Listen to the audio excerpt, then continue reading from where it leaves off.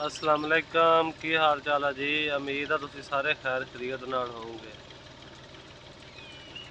नहर ते बैठे जी, टुकर पानी खाई जाते हैं। वे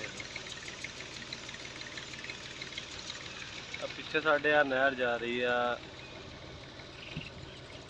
मुरब्बे बैठे हैं। वेख लो जी, देसी मौत देसी खाने।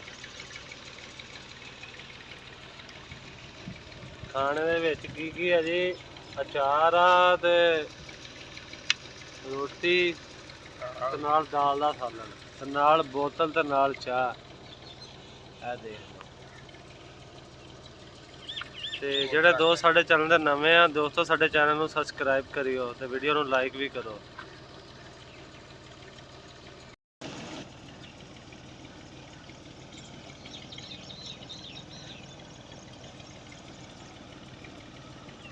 खाली दबाएं GTR दो दिन सुनिया दो दिन मैं खाली मजदूरी ला ली यार। मैं ना पवा देगा तो मैं तेरा पवा दें, तेरी जाली बड़ी रहती है। हाँ ते मुरब्बे आए बैठे आ जी, मेरी टुक्कर खा रहे सी। ड्राइवर भाई सवेर दे आए सी, पक्खा चलने आ परे, तो मैं रोटी रूटी लैके चाह शाह बेली आप ही पकाई खड़े आ। इधर वेख लो, नहर दे उत्ते असीं बैठे हैं।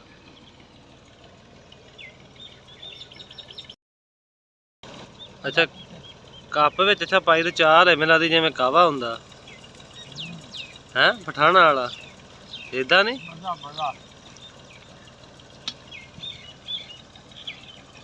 मैं जिन्हें उसको अपने भरना पानी। हाँ वो ना आएगा ना ਇਹਦਾ ਆਪਾਂ चले जाना, आप ही बंद कर दांगा नाल भी पिछों।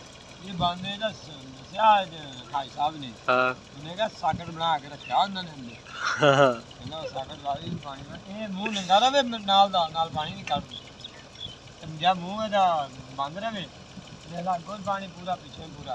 ਹੁਣ पानी फुल ਕੱਢ दिया ना। हाँ ਆ ਤੁਹਾਨੂੰ ਦਿਖਾਉਂਦੇ